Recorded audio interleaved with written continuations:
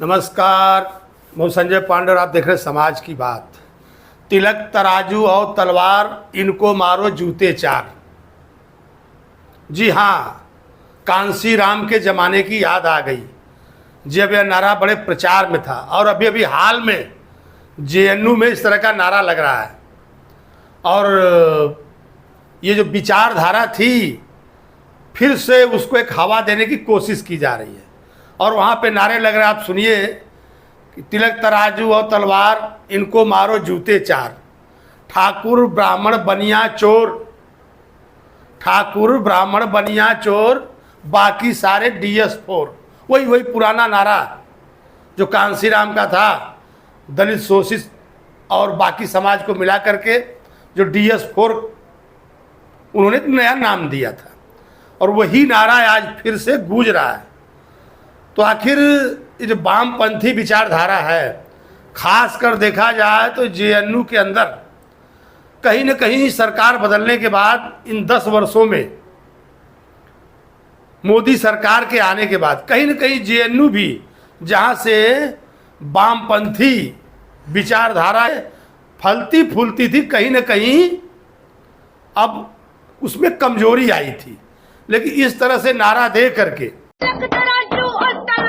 इनको मारो जूते चार, तिलक तराजू, तिलक तराजू, तिलक तराजू और तलवार। इनको मारो, इनको मारो, इनको मारो जूते चार। ब्राह्मण बनिया ठाकुर चोर, बाकी सारे DS4। ब्राह्मण बनिया ठाकुर चोर, बाकी सारे DS4। ब्राह्मण बनिया ठाकुर चोर, बाकी सारे DS4। ब्राह्मण बनिया ठाकुर चोर, बाकी सारे तिलक तराजू और तलवार। इनको मारो जूते चार, तिलक तराजू और तलवार। इनको मारो जूते चार। जय जय जय जय जय वीर। कि तिलक तराजू और तलवार, इनको मारो जूते चार।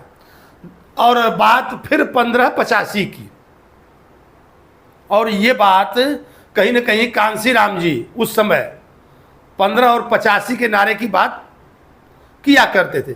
लेकिन अगर देखा जाए तो 1585 कभी इस देश में चल नहीं पाया। ब्राह्मणों को, बनियों को और ठाकुरों को गाली दे दे करके कभी कोई पार्टी आगे जा नहीं पाई और कांसी राम का सपना सपना ही रह गया। और उस समय समाजवादी पार्टी के मुखिया मुलायम सिंह यादव जी ने कांसी राम से हाथ मिलाया। और मैं आपको उस दौर की बात बताता हूँ कि जब बीजेपी राम मंदिर आंदोलन से आगे आई थी और समाजवादी पार्टी के मुखिया मुलायम सिंह यादव और कांसी राम जी का गठबंधन हुआ था। गठबंधन के बाद भी ये दोनों पार्टियां यूपी में अपना बहुमत नहीं पा सकी थी। सरकार बनाने के लिए इनको कांग्रेस का सहारा लेना पड़ा था।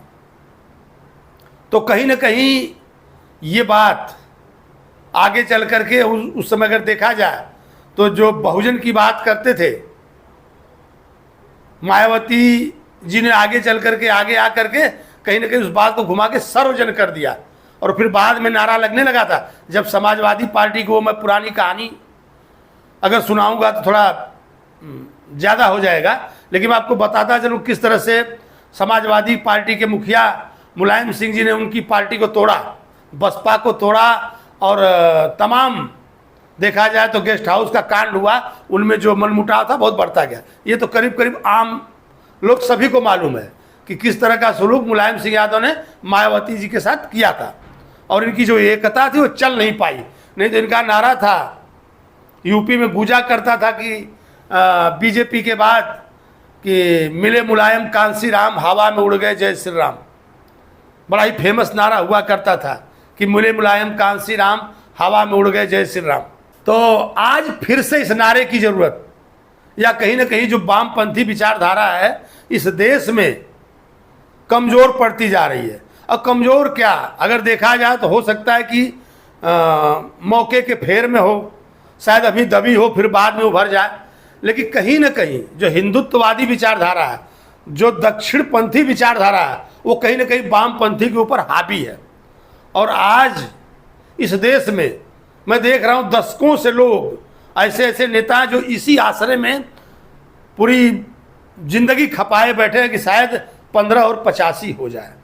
सभी को लगता है कि बात अगर 85 की जाए तो 15 कुछ बिगाड़ नहीं सकते, लेकिन अभी तक हो नहीं पाया। क्योंकि हमने आपको अभी बीच में बताया था कि कैसे मायावती जी को बहुजन के बजाय सर्वजन की बात करनी पड़ी थी, और उनका नारा बदल गया था कि ब्राह्मण शंख बजाएगा हाथी चलता जाएगा।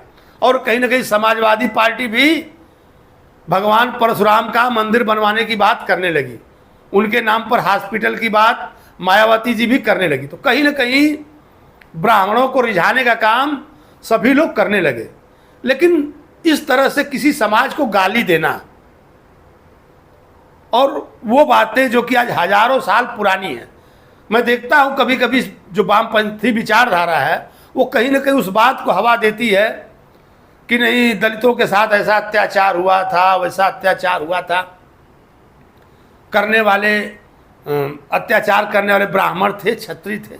इस तरह की बातें आज भी फैलाई जाती है, जबकि इस देश में अगर देखा जाए तो करीब करीब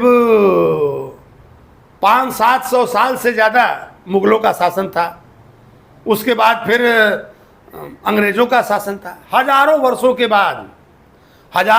के बाद भी दलितों के मन में ये बात भरी जाती रही है कि नहीं, ब्राह्मणों की वजह से आपकी ये दुर्दशा हुई। तो हजारों वर्षों का जो कालखंड है बहुत बड़ा होता है।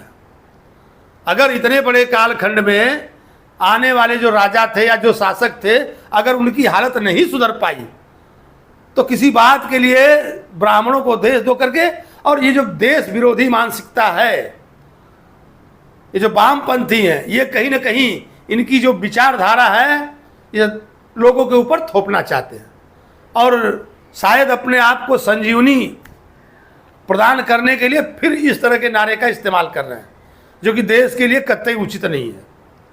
और मैं आपको बताऊं कि काफ़ी विचारक, काफ़ी लोग EWS आरक्षण हुआ तो उसके खिलाफ हैं, कुछ लोग हमेशा, और जो अन्य पार्टियां हैं आप देखेंगे कि जाति जनगणना ये वो दुनिया भर की बातें, सभी के मन में सिर्फ और सिर्फ वोट घूम रहा है। सिर्फ वोटों की राजनीति के चक्कर में ही आज देश अगर देखा जाए तो एक तरह से पिसता जा रहा है। और ये जो विचारधारा थी, इसकी लड़ाई थी, इसकी बात हो गई। और मैं फिर अपने दूसरे वीडियो में फिर आपसे मिलूंगा, तब तक के लिए धन्यवाद।